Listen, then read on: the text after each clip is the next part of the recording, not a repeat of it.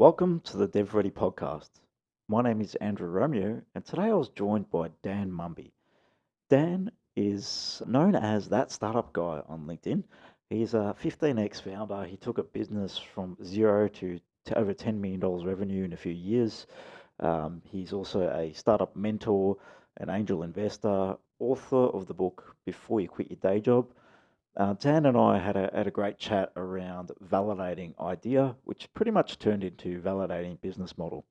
Now, we can all start out from a perspective of we have a tech idea, we've got a concept to deliver our solution through technology, but in reality, we still have a business that sits around that. We still have all the mechanics around a business from customer support, customer service, customer acquisition, that all needs to be considered. The technology is really just a tool to allow you to deliver what you're trying to achieve. Your customers aren't buying the technology from you, they're buying the actual value it delivers them or the job that it actually gets done for them. Enjoy the podcast. Had a great time with Dan, and I know you'll get a lot out of it. Today on the DevReady Podcast, we have Dan Mumby joining us today. Dan is that startup guy is referred to. He's written a book. Check him out on LinkedIn. He's a 15x founder, startup mentor, advisor, and angel investor as well. So, Dan, thanks for joining us today on the DevReady Podcast, looking to help out non-techs who are looking to build tech and guiding on that journey. G'day, Andrew. Thanks for having me, mate. Cheers, Dan. Nice to see you again. Yeah, you too, mate. This is a topic that's really close to my own heart. So, Yes. getting the tech side right of your of your business, it's part of the journey. So, Yes. I'm excited to see where we're going to go today and what we might discover. So, Dan, while you're here today, we wanted to explore validating a business model and what that might mean to a tech founder or pretty much a non-tech founder looking to build tech. So, Dan, what are one of the first steps? I've got this great idea. I've come up, I've got a concept. Now I want to explore it. I'm testing it out with family and friends. I'm getting all this brilliant feedback. I don't know how to build tech.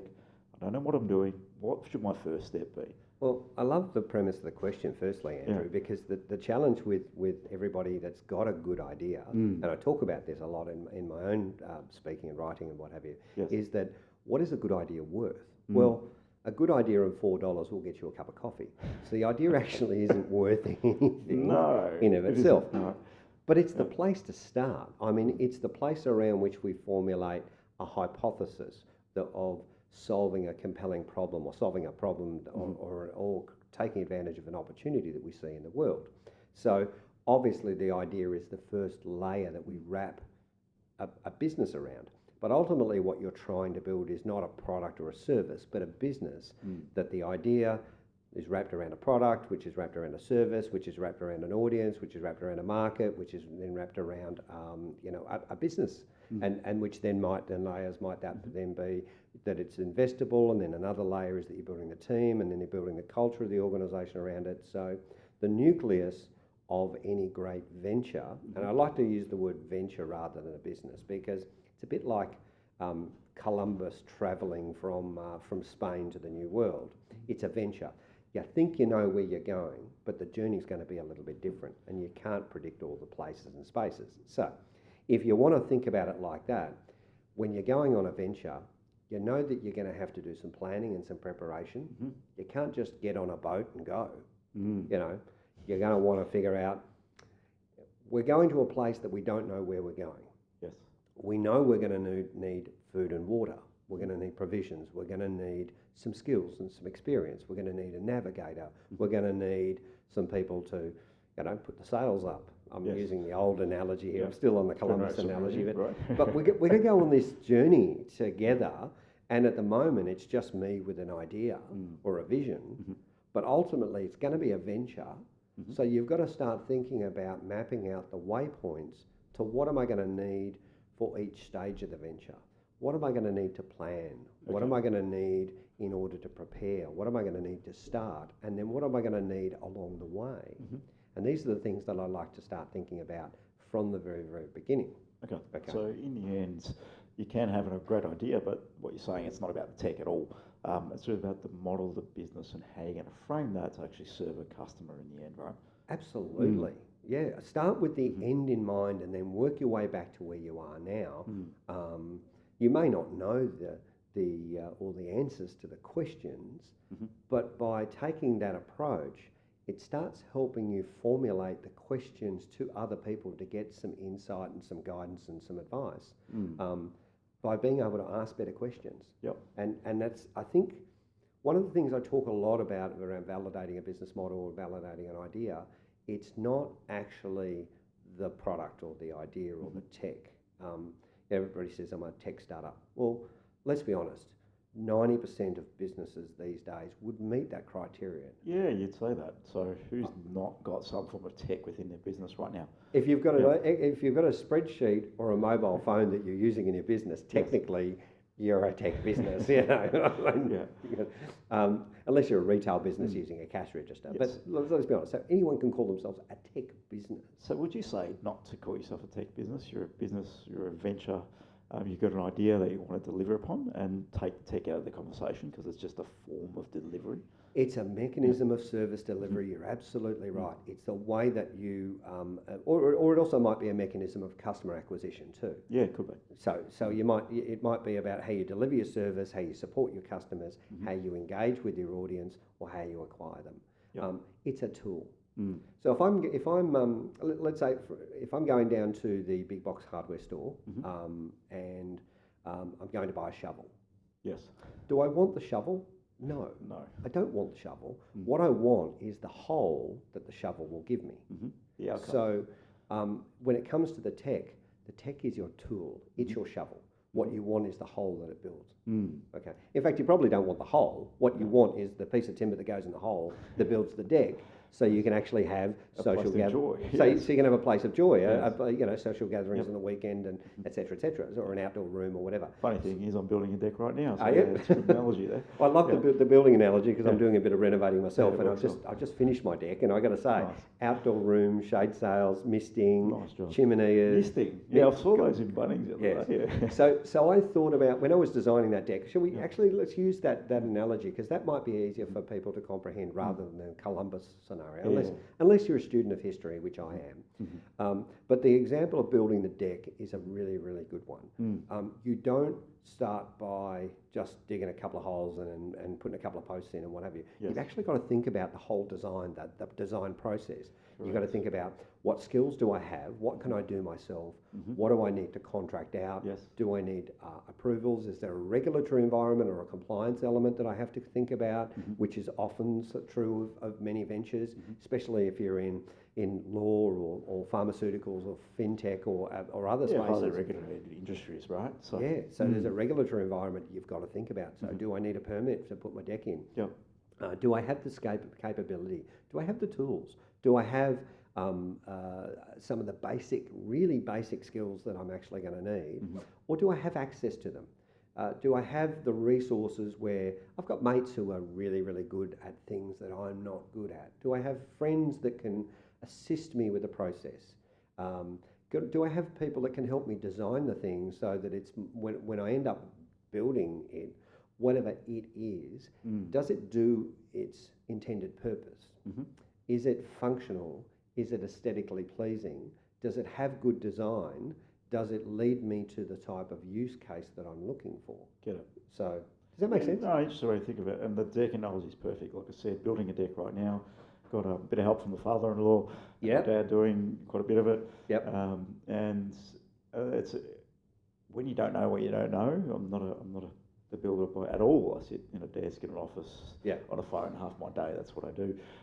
But looking at what goes into it, and you don't realise the actual complexities in design and the impacts that you might have. So we built the deck, and then we had a section off the top, which was probably a little bit high to walk onto a grass area, right? Yeah. So all of a sudden we have to engineer a step into this, which meant ripping off some boards and putting a step in there, but not knowing that, and then you're pivoting basically. Not pivoting, you're adjusting to solve the problem. Yeah. So no, it's a good analogy in terms of how that can actually suit. Yeah, well, I've renovated 7 homes, and so for me the process is now, it always starts for me with a piece of blank paper, a vision in my mind of what I want my outcome to be, and then I design that outcome, and then I can reverse engineer my plans and my designs back to the point of now I go, okay, well I've got, what resources I've already got, what do I need, what's this going to cost me, how do I fund it, and how long is it going to take me to actually go from here to there? Yes. How much of this am I going to do myself, and how much am I going to engage other people to do? And I now, by mapping out that process, I've very, very quickly got a list of resources that I have and need. I very quickly can look at the materials I've got. Now I know what I've got to buy. So, and I can very quickly look up online what the cost of these materials are. So now I start to have a budget, and I can calculate within, and then I can work back and look at and map out each step of the process. And now with each step of the process, I can attach some sort of time component to it. So in the process of building my deck, I actually know that, okay, it's going to take me 60 hours of labour, let's say, and I'm only prepared to put 1 day a weekend into it. Oh, okay. So it's going to take me 8 weekends to get this deck built. Yep. Oh, so now I know roughly what my waypoints and milestones are. And then, I've got Easter coming up, or maybe I can throw in an extra couple of days there, so it's only going to take 6 weeks or whatever. But so what you've done is you've actually, by mapping out the entire process, thinking about where you want to go as your end game, which is build the deck. Yes. You've then been able to bring it back to the daily activities that you need to do and the things that you need to think about, and also the gaps that you need to fill in about the things that you don't know that you don't know. Yeah, and you'll find that pretty quickly when you go into planning, right? I don't know what I don't know around a deck, or I don't know what I don't know about tech, right? So how a non-tech would basically need to get some advice on how to build tech. And diving into, and you mentioned something around the deck and knowing the outcome. So from a technical perspective, people come with an idea, but do they really know what the desired outcome is, or do they really know what their customers want? Would be something I'd love to explore there, and how you actually have those conversations with customers and not just within your own head and your own people. Oh, absolutely. So we might come back to the concept of guidance a little bit later, but I did touch on that too. But when we're doing this sort of mapping out process, we're really staying at a high level. Okay, we're not drilling into the detail. We're not building construction drawings or something like that. We're really sketching out on a piece of paper, if you will, if you follow the analogy through. We're sketching out on a piece of paper, what does this thing look like? What's the environment that I've got to work with? Yes. And how much room and capacity, and also comparing that not just to what I'm trying to achieve, but what is my capacity too? If I've never picked up a hammer before or a drill, then I might look at this and say, well, you know what? I might need to contract out some more of this process and maybe just project manage some of this rather than be hands-on and do the work. Or in other cases, I might say, well, I'm actually quite competent to do this. This is within my skill set. I would like to challenge myself and stretch myself a little bit, but I think I can do this. Okay. So, and of course, one of the things I'm going to do is I'm going to bring in the friends, the neighbours, the father or the hired help I can get. Any good advisory help that you can get. Advisors are one of the most important parts of the process. Clearly. Because you're going to stand back together and look at it and arms crossed and think about it and, circle around it a bit, I say this a lot, circle around the problem a lot. And this is how you actually discover whether you have a real and compelling problem is it's actually about having people that you can ask questions of and getting that insight and that perspective and their experience. And it's the questions that really matter as you're mapping this out. So validating an idea. It's like you said, asking the right question. So, but you don't know what you don't know too. So just be prepared to explore, right? So have the conversations and ask the dumb questions. Don't be shy of not asking a dumb question. Well, yeah. I mean, a lot of people talk about, I should build a product, a minimum viable product, and test it and get it out there. And I'm not a fan of that methodology because I think is the problem with running to that MVP is that too often you're answering the question before you even know if you're asking the right question.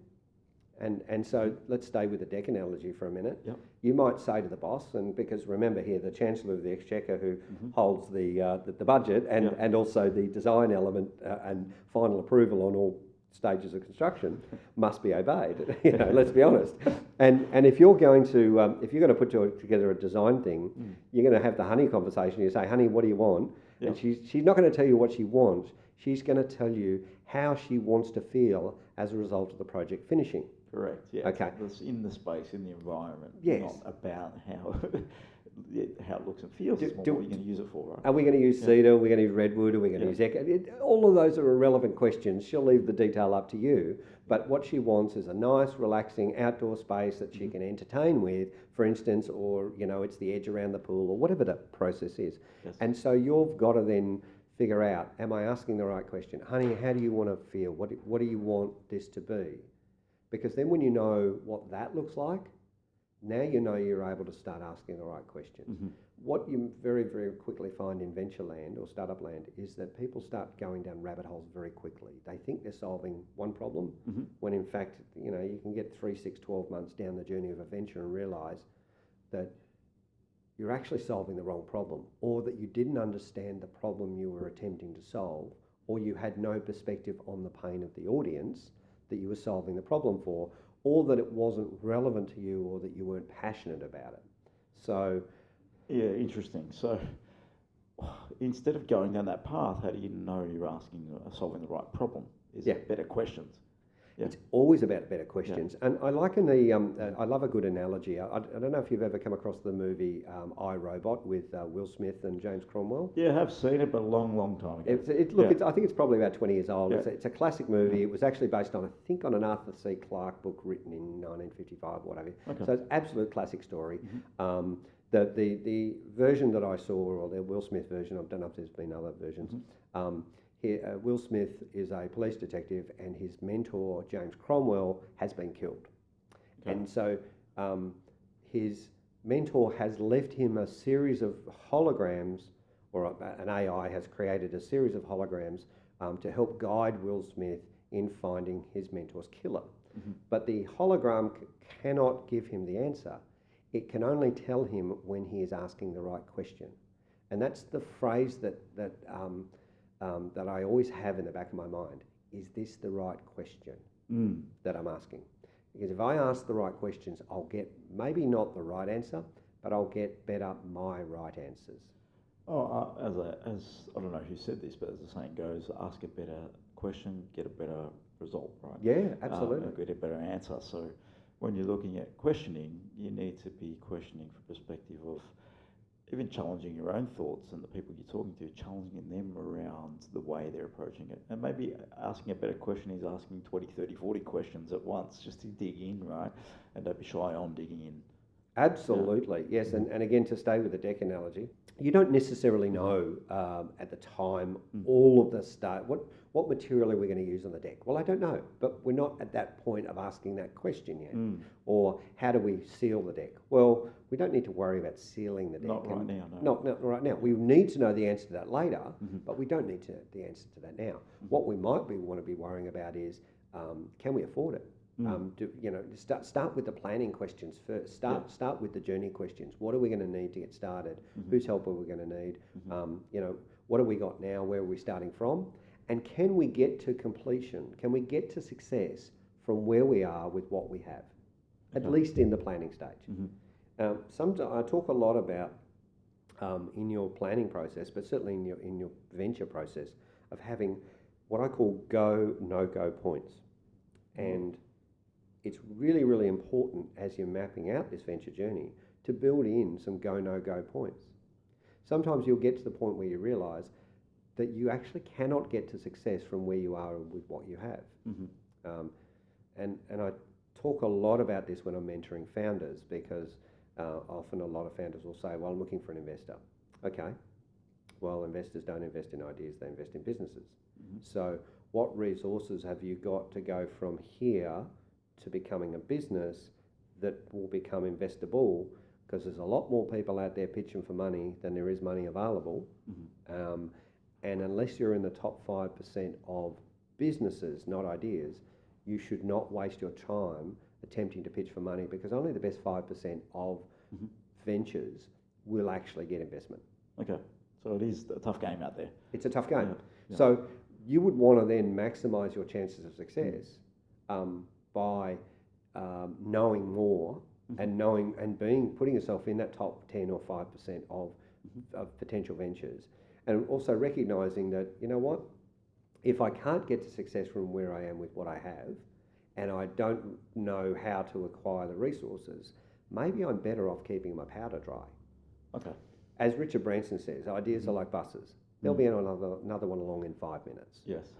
So I'd like to think that sometimes you actually don't need to run full tilt at an idea. Just because it's a good idea doesn't mean, you know, I'm told by reliable people that once you're in the process of building a venture, that one of the most important elements is timing. I've been, you read out at the beginning when you introduced me that I'm a 15 times founder. Yes. And my first venture straight out of the gate was a highly successful venture, generating $10 million of revenue from a standing start in 3 years. Yeah, nice. Okay. Yeah. But repeating that's challenging. What I've realised in a number of ventures is that I was either too early, and sometimes, in a couple of cases, I was 5 years too early. In a couple of cases, I was too late. Yeah, okay.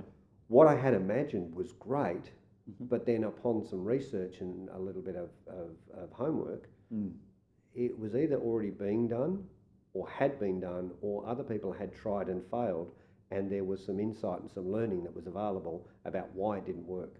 So keeping your powder dry, not just running straight in and going, oh, I've got an idea, let's go out and pitch for an investor, or let's go and hack together a tech product, is not actually the answer. Think about where you're trying to go. There's another reason why I table this, is that every time you do this process, you get better at it. Oh, yeah, in the end, it's like anything. You go to the gym once, twice, you don't know what you're doing. Yeah. You're in there 3 or 4 years, you know exactly what you're doing, how to get the best outcomes, you've researched, you know what nutrition to eat, and you know all the ins and outs of your own body. Same thing with business. When you walk in, have an idea, trying to deliver something, you really have no clue what you're doing, especially if you've never done it before. And that's that learning and journey that you're going to be on. So think of it as a journey, in my opinion. It is. Yeah. It is absolutely a journey, but your skills and knowledge and capability go up every time you do it, even if you don't actually start the venture.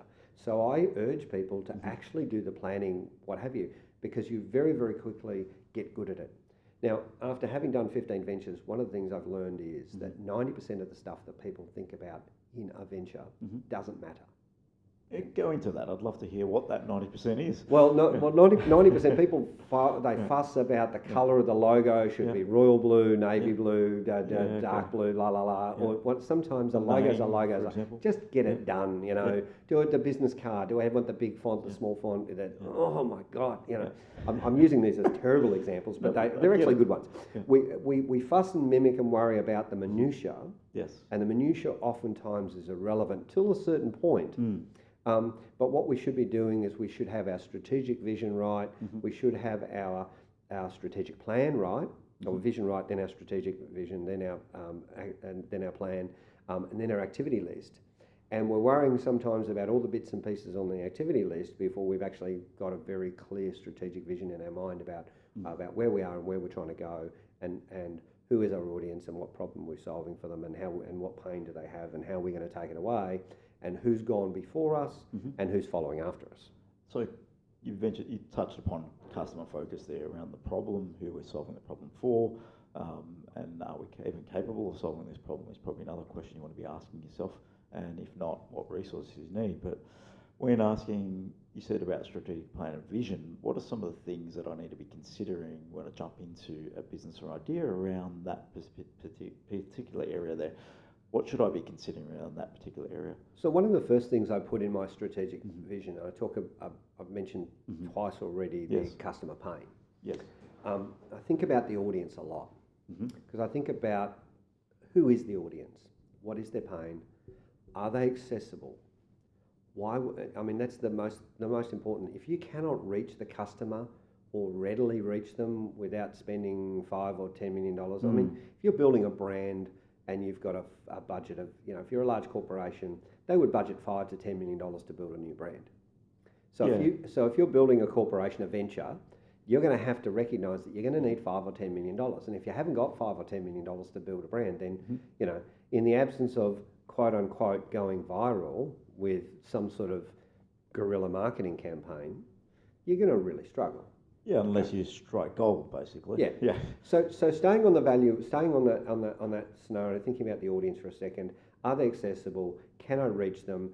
do they have the capacity to pay? Mm-hmm. So I may be selling a product to an audience that either doesn't have the capacity to pay or doesn't want necessarily to pay for the product. They want the outcome that the product will give them, but they may not be willing to pay for it. Okay. So why does the audience care? And then I also want to know about the life cycle of my business, and I want to know what will it cause an audience or a customer or a potential customer to recommend, repeat, refer, rebuy, up purchase, repurchase, etc., etc. So I want to know about those elements of the business. So when I'm building an offering, I'll always be thinking about the audience and what does the audience think about this? And I say audience, other people might say stakeholders or shareholders or customers. I say audience because they're all audience in some way, shape or form. Investors are an audience, you know. So to get to the audience, you need to be talking to the audience. So what would you recommend someone's got the idea? Would they go out and flesh out the plan first, then talk to the audience, or should they be really getting in there and talking to the audience from the get-go? Yeah, now there's a lot of schools of thought on this around focused feedback. You know, do market research, go out and talk to 10 people. That's why the MVP model is often there, because hack together a product and then show it to 100 people and see what they think. I'm not a fan of that because the problem, of course, is you're channeling them, whereas Dig into that a little bit more, because it is obviously a school of thought around MVP and building your minimum viable. But are you building minimum viable on what you assume, or are you building minimum viable on what the customers actually may want? You're right. Would be a different way to phrase it. Think about that, I would say. Yes, you're I think we're on the same page here. Yeah. The challenge is that when you think that you've hacked together a minimum viable product, you don't know whether what you have is a viable business. Oh, that's a different conversation. Because you haven't got the layers around it yet. Yeah. So you're absolutely right. You're targeting the customer to say, does this work and how does it look and what have you. But you've taken your eyes off of the audience and you put them back on you. Yes. Does my product, will you buy my product? That's not what you're interested in. What you should be looking for is, what's the pain that you have, Mr. Customer, now? And what are your alternatives? What are the substitutes? What looks like a great ideal state for you, and what would you be willing to give up or to acquire or to put in order to get the outcome that you're wanting?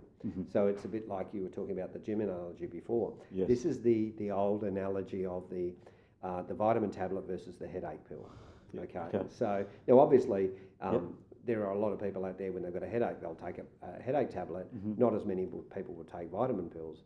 So there's got to be a compelling reason for that person to want a course to take action. Yes. And your offering has to be, some people say 10 times better, maybe twice as good, maybe 50% better. Forget about what their percentage is.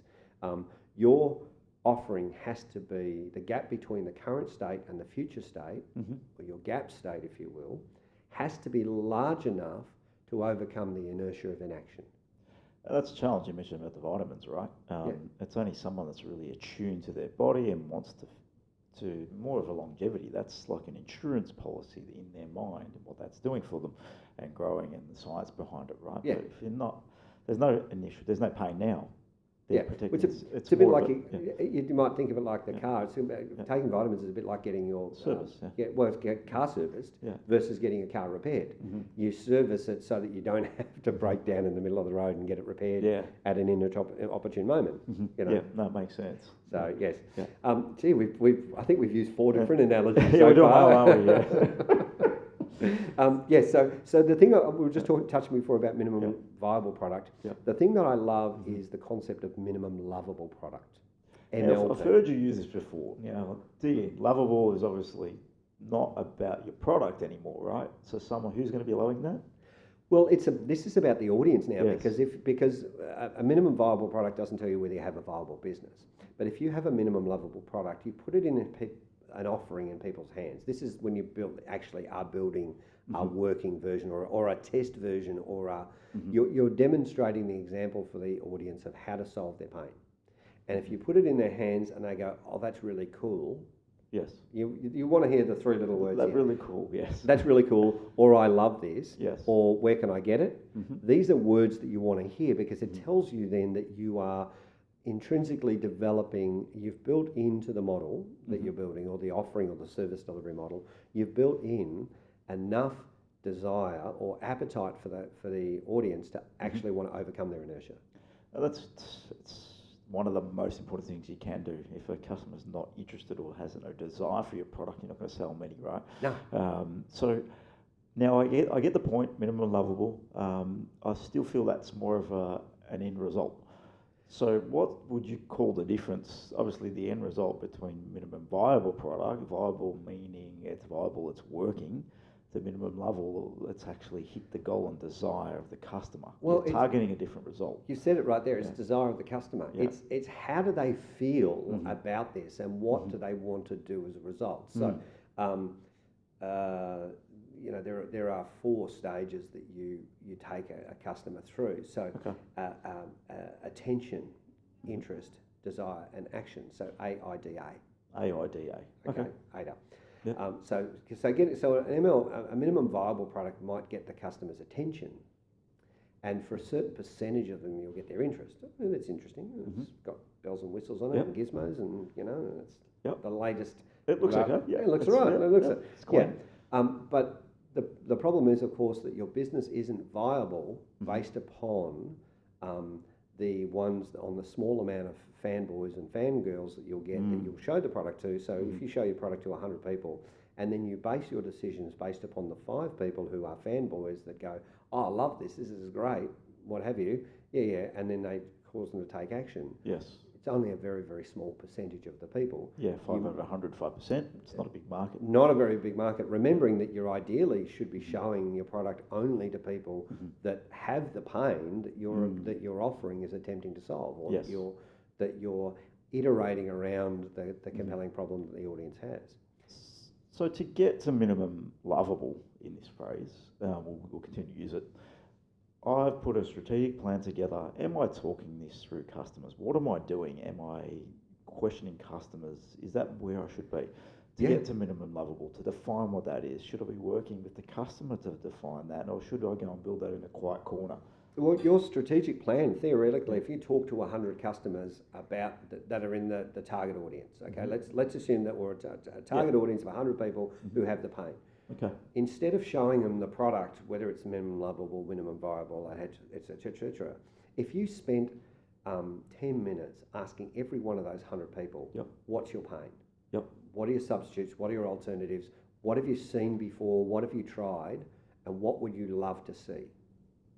They're all really good questions, because it'll get you straight to the answer of pain, and then love, and then all of a sudden and desire and action. Yeah. And the customers will tell you how to solve their pain. And what you will realise very quickly is that they don't want your widget. Yes. They want the outcome that your widget will give them. Maybe. Or they'll want the outcome that somebody's widget will give them, which may or may not be you. Yes. And you'll very, very quickly realise by the 10th or 12th conversation that in fact what you thought was your offering, maybe it wasn't. Yeah, and I get that too, because that's your offering is generally built on assumptions. It's an idea you had in your head, and you could be one of those 5 that are in 100 that loves this concept. And put yourself out there and build MVP is generally a direction people might take. And I've seen this before. I've had customers come to us.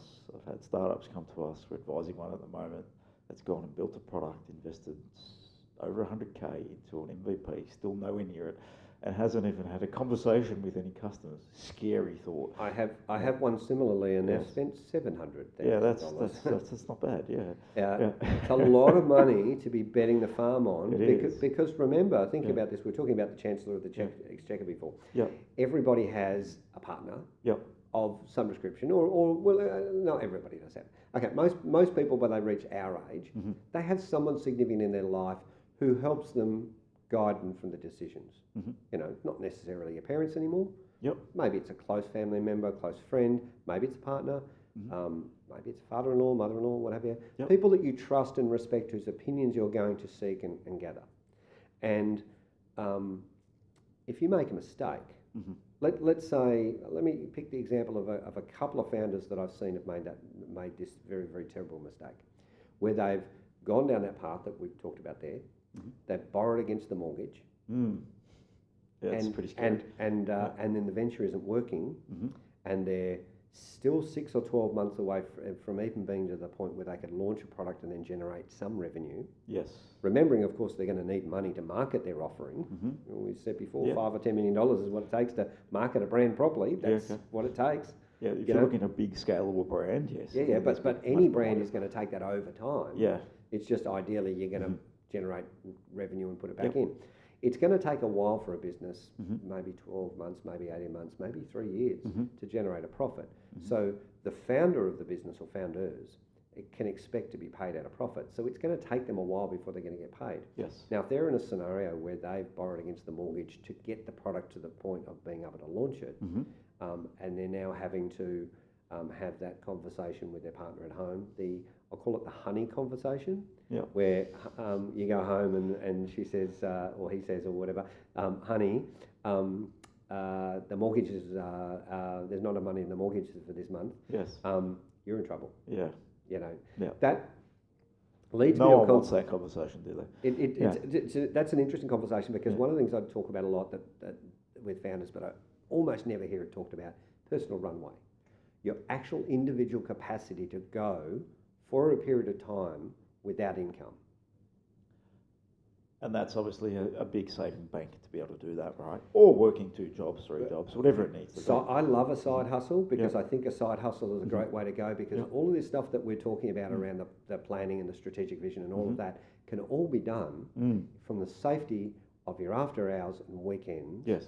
And as long as you're not impinging upon the customers or the intellectual property of your employer, then they're not entitled to anything that you create. Correct. You can't build anything from their existing business. Yes. You know, but neither you should. I mean, that would be a completely unethical.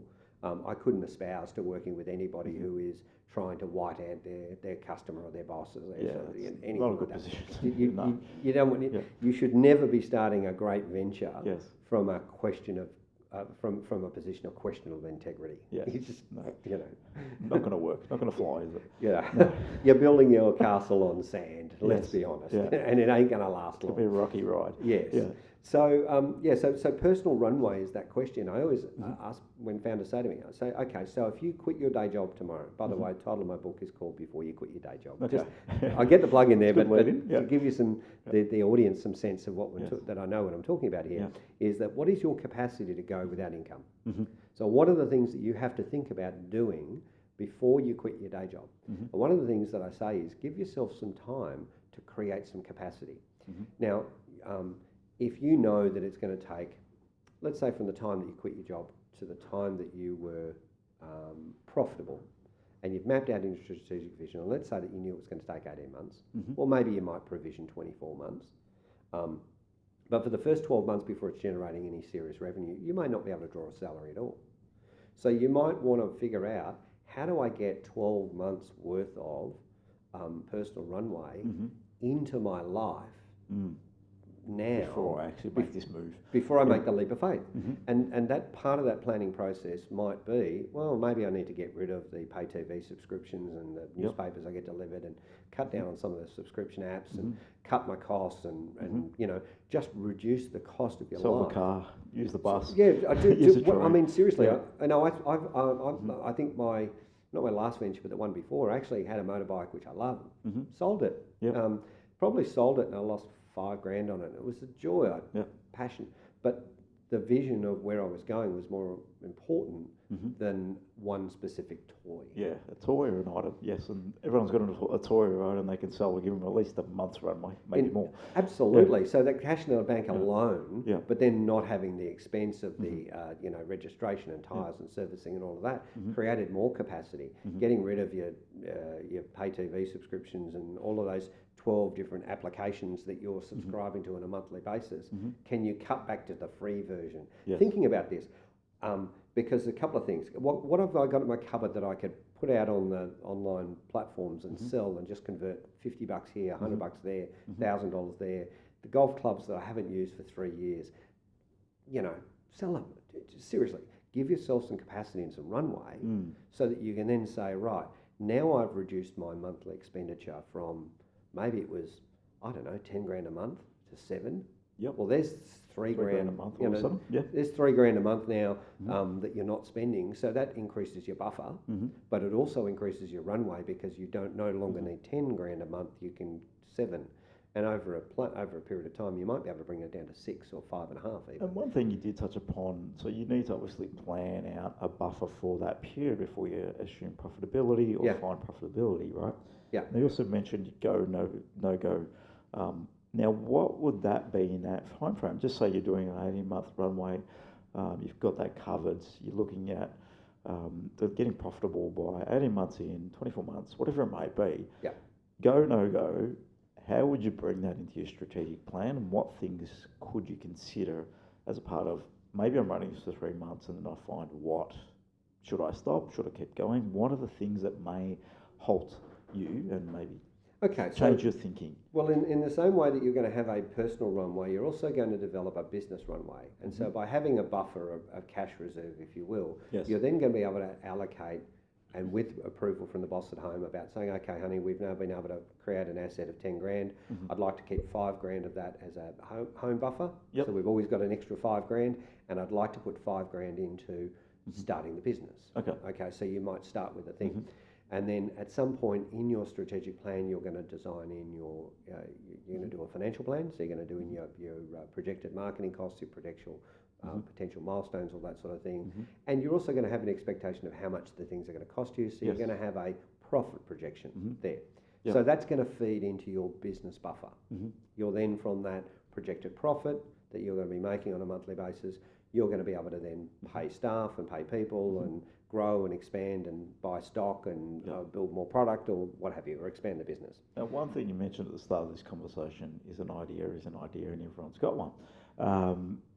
Now, we're talking not about a concept or an idea that we're trying to build tech for, are we? We're talking about a full business and how we're going to operate it, how we're going to manage it, and working that out at the beginning, not going to just build some tech. Absolutely, because you're going on a journey here. You are Christopher Columbus going to the brave new world, and it may not, fresh water, you're surrounded by sea, so you're going to have to take all your fresh water with you. You're going to have to take your food and provisions with you for an indeterminate period of time that you think might last you 3 months. But what if it's twice as far, and what if it took you 6 months to go on the journey?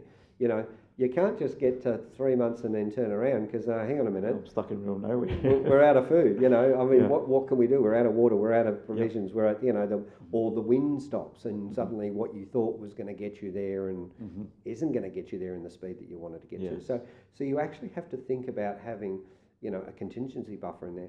And the reason I like to map out the venture journey for every venture, and I've done this for every venture I've ever done, the reason I like to map out the venture journey is because now I know that I'm prepared for the things that I should be prepared for. So I only have to worry about the unplanned contingencies. The things that are going to happen that I can't see. But it's not that the things that happen that I should have seen, and this is where the go, no go points come into play. I'm now planning for things that I can see. So I can plan for running out of money. I can plan for not having enough money in the mortgage. I can plan for not drawing down 100,000 out of the mortgage and not telling the missus about it, and then having to have that honey conversation. Because if you've ever been in a scenario where your partner says to you, honey, if you don't go back to work on Monday, go back to your professional career, we lose the house and the kids, and we'll be out on the street and la la la, and because. So I have my I might explain this a little simpler. I have my 42 laws of success. But 42, I have just 42. Why 42? Yeah. Answer to life, the universe, the meaning of everything, of course. But the first 3 are the ones that matter. Okay. Number 1 in a venture, have fun. Yep. I mean, it's going to be hard. You're going to know that. You can see that from the beginning once you start mapping out a strategic plan. So if it's going to be hard, why not enjoy the process? Have fun with the challenges and the difficulty. Relish them. Look forward to it. It's like going to the gym. It bloody hurts when you're lifting those weights. Push those last couple of reps out. It's going to hurt, but you're going to have fun with it. When I'm in the gym and I'm working out, I'm in a hiatus at the moment on that. But normally speaking, I'm loving the process because I know I'm focusing on the outcome and the result. And so I love the process. I do like the pain. The second thing is never bet more than you can afford to lose. And so having that buffer and having that strategic plan means that you are not only fully informed by it, you're able to involve other people in the decisions of that process. You're able to get some guidance around that. You're able to ask people, is this a big enough buffer? Should I use more? What provisions am I going to need? What contingencies do I need to be thinking about? So you're now ideally asking better questions around your go, no-go points. Get it. And the third thing is 90% of ventures that you will start or imagine are going to fail. Yeah, and be aware of that. Design it into the process. You've got no guarantees. So if I didn't bet more than I can afford to lose, and I follow law number 3, which is figure out how to stay in the game between ventures, I'm keeping my powder dry because my go, no go points say, oh my God, XYZ Corporation in the US has just released a product which is 97% better than ours that we were designing.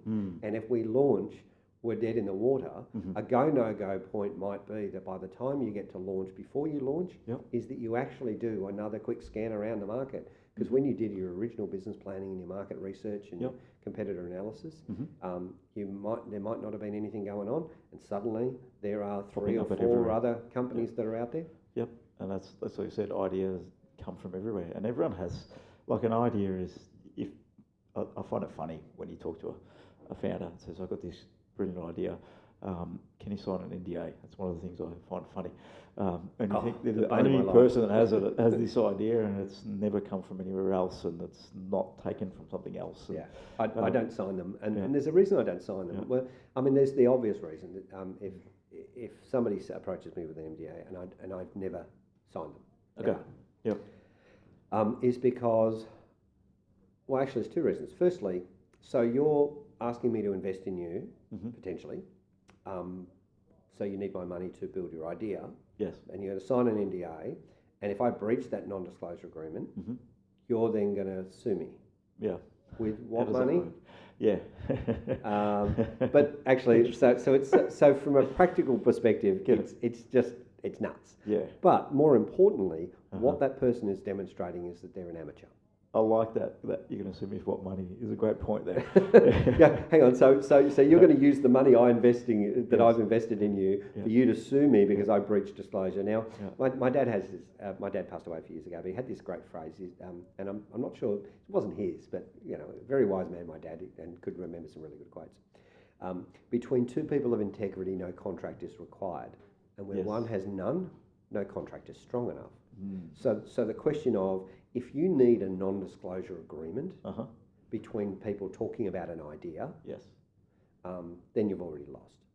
Now, what most people don't understand is that you should use non-disclosure agreements with organisations, with corporations, with employees, but that's a different purpose. Yes. Okay, because you're protecting something like intellectual property or trade secrets. With a non-disclosure agreement, you are protecting technically the method. Because that's what's patentable, is the method. And that's all it is, really. And so if you're talking about an idea, then there is no method yet. So you can't sue me for an idea because, Alexander Graham Bell is accredited with inventing the telephone in 1896. Yep. About the same time in, I believe it was Croatia, there was another fellow who was 90 years old that was working the same thing. Everybody remembers Bell as being the one who invented the phone. Yep. Ideas are very ethereal. They arrive to multiple people at about the same time. Yeah, because what's happening in the environment, right? That's right. Everyone's people in the same environment at the same time, have the same problems. That's right. Come up with similar solutions or other solutions. That's right. So there's no way I'm possibly going to go, well, this guy's come up, he's got an idea to solve world peace. And somebody else has come up with an idea to solve world peace. Yep. But this guy says sign an NDA because I want to patent the rights to world peace. Yes. Okay. I'm using this as a bad example. Very bad example, Specifically because it's a good example of, why would I, so I'm an investor. I want to, I want to invest in world peace. I want world peace. If I invest with that guy and sign his non-disclosure agreement, and he doesn't work, this fellow over here, I can't work with him because I've got a non-disclosure agreement. So there's no insights or benefits that I've got from my whole entire inside my head can I use with the guy on the right. Yep. And so what the world misses out on is world peace. I think you touched upon it, but if you didn't, I'll say it anyway. It's the idea is worth nothing. It's all about the execution, and it's more about the people. It is. And from investors looking at the people and a concept, yes, that's one thing, but can you execute? Can you deliver? Wow. Yeah. Now you see, now you're leading to somewhere that's really close to my heart as well, because the question around execution. Yep. So I'm looking at two guys who are pitching world peace to me, and one person has got a non-disclosure agreement, Yep. and the other person has got this strategic plan that's roughly mapped out with all their waypoints. Now, all their method, all their trade secrets and secret sources hidden away. Yes. But I know their roadmap. Yeah, you've got to play. So then the question becomes, who do I want to work with? The guy with the roadmap or the guy with the non-disclosure agreement? Because I can't work with everybody. I can only work with some people. Yes. So the strategic plan, the roadmap, is what great investors are looking for and what great founders should be doing, because as Kerry Packer used to say, operate from document, not from thought. Okay? If you've got a roadmap, that's all your waypoints. You're projecting then, you're mapping out the things that you can see or can anticipate. So you're then free to respond to the things that you can't see or can't anticipate. Yep. Whereas the fellow who's still just hacking together a product and is worried about non-disclosure agreements, Yes. he's of a scarcity mindset, and he's not someone I can work with, but he's also not thinking about the journey. No, he's focusing on the tech in that world, not about the holistic approach of what a business is and what the venture is, as you alluded to. You talked about strategic plan quite a bit in this conversation. Now, we can all or some of us can get stuck and maybe be working on a strategic plan for 3 months, 6 months, 9 months, 12 months, and others might work on it for a day and think they've got a runway and they're good to go. What would you recommend to a startup founder to be looking at the key areas and maybe some time frames around what you should be investing into this to make sure you have something that's going to move you forward? Okay, so I think I can give you a really good summary here of some of the most important elements along the process. I said before that 90%, we didn't really sort of get into it, but I said 90% of the stuff doesn't matter and 10% does.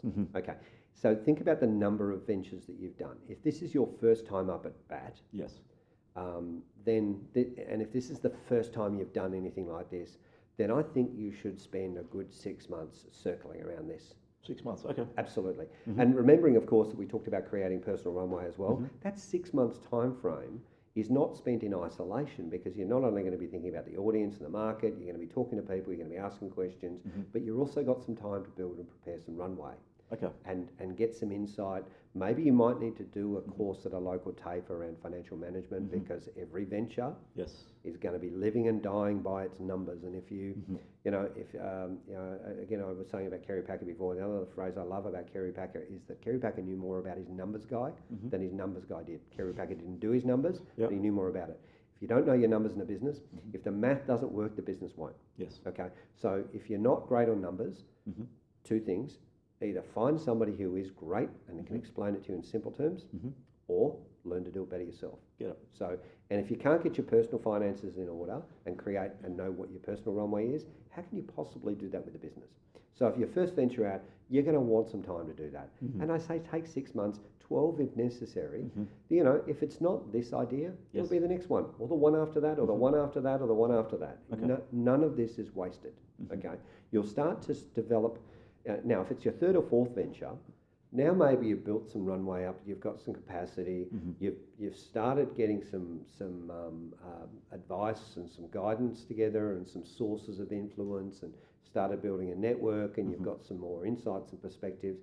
Then maybe you don't need 6 or 12 months, because you've done your planning on certain portions of that all well. Now maybe you only need 2, 3, 4 months. Get it. So you understand what you need at that point, you understand the financial components, what will hold you back, and you've really got clarity on that. And now it's about working at the audience, finding asking those key questions that you alluded to. What are your key problems? What would you love to see? And those specific problems that are going to slowly get to you to that plan. Exactly. So you've solved the internal questions, and now you're focused on the externalities, the audience and the market. But you've at least addressed your internal stuff. So you've reduced you've increased your capacity, you've increased your runway, decreased your expenses. You know what budgets you would have, and you're starting to get familiar with the process. And that, by the way, does lead to the concept of eventually you can move from a point of being an entrepreneur or a founder, Yes. to a serial entrepreneur or serial founder, to eventually becoming what's known as a parallel entrepreneur, where you're actually able to build multiple ventures at the same time. Why? Because you're only doing the 10% that matters, because you know what the 10% is. Interesting. So, Yeah, different way to think of it. Yeah. I'm in the school of thought of focusing on one thing at a time. That's me. Just driving that home, and I find that it delivers better outcomes when you're just pushing pretty hard on one objective. And for some people, that's perfect. For me, I have a singular vision, but I Yes. have multiple ways of doing that because That's different. I'm a polymath, and so I'm interested in lots and lots of different things. For me, my capacity to see the big vision is actually about standing back and looking at the whole picture and joining the lines between dots. For some people, the best way they work is absolute laser-like focus, and that's fine as long as you're making sure that you're doing not just doing things right, Yes. but you're doing the right thing. And that's a better question. Are you doing the right thing? Doesn't matter if you're doing a great job at something that doesn't mean anything to everyone else, right? Yeah. You need to do a good job at what people care about. I suppose I could come back and summarise this 100 different ways, but I maybe want to iterate those three laws that I said. Is again in terms of figuring out what my process of validating an idea is. Have fun. And there's another reason for that too, is because if this is something that I can't find a way to have fun with, and I'm creating a business or a venture around it, like there are certain industries that I would never be involved in just because I don't like those industries, or they don't feel like they're ethical, or I couldn't enjoy them, or I don't feel like I can have fun in them. So I wouldn't do them. Because if you're going to be in a business for 20 years, or a venture of 5 or 10 or 20 years, and you're going to live it, then shouldn't you want to love it? Yeah, you need to love what you're doing. Yeah. And if you're not going to love it, stay in your day job, I think. Yeah. You may not love that either, but at least you don't have the headaches behind trying to run a business and build a team, build capacity, and actually serve customers. There's a lot more that goes into it than just rocking up at 9 o'clock and leaving at 5. Oh, absolutely. Yeah. And that's the important thing. And the second thing is, is don't bet more than you can afford to lose. If you're on a journey with your partner together in life, then the last thing you want to do is put an idea or a venture in the way of jeopardising that long-term relationship. You might have kids, you might have goals and visions and plans together of your own, and the last thing you want to do is put all of that. I think we've got rats on the roof, big bloody rats. The last thing you want to do is put that long-term relationship in jeopardy. So yeah, certainly don't do that. Keep your powder dry. Yeah. And the third thing is, figure out how to stay in the game between ventures is really key. I mean, that's probably the best advice I can give you about any idea. Not about the process, but about your planning. Yeah, no, and I think this is a really good conversation to people that have that idea and are at that point, and they're thinking, who's going to develop this for me? Because that's a question that pops in their head, and that's clearly the wrong question you should be asking. And yeah, I think that conversation around digging in a little bit more around the strategic plan, understanding the business before you actually try to deliver a product that may be solving the complete wrong problem. I think that's really important insight for people out there listening. Yeah, I hope that it's been a help. This is certainly it's a topic I love talking about, and I hope that this sparks further conversations, because that's really all this is about. Yeah. It's a conversation, and I think for those aspiring founders out there, if you're out there, the more conversations you can have, the more with different types of audiences, the more insights that you can get, the more perspective you get, the more well-armed you're going to be in whatever idea it is that comes along, because it's never about the product. No, it isn't. It's about solving the problem and serving the customer. And yeah, I think that's a good summation, Dan. Thanks for having it. Thanks for coming in today. I really appreciate it, and sharing your knowledge and thoughts on the topic. And we'll have you in again, I'm sure. Thanks for having me. Talk about other topics in different areas and categories. Thanks, mate. Love it. Looking forward to it. Cheers, Dan. Thanks, buddy.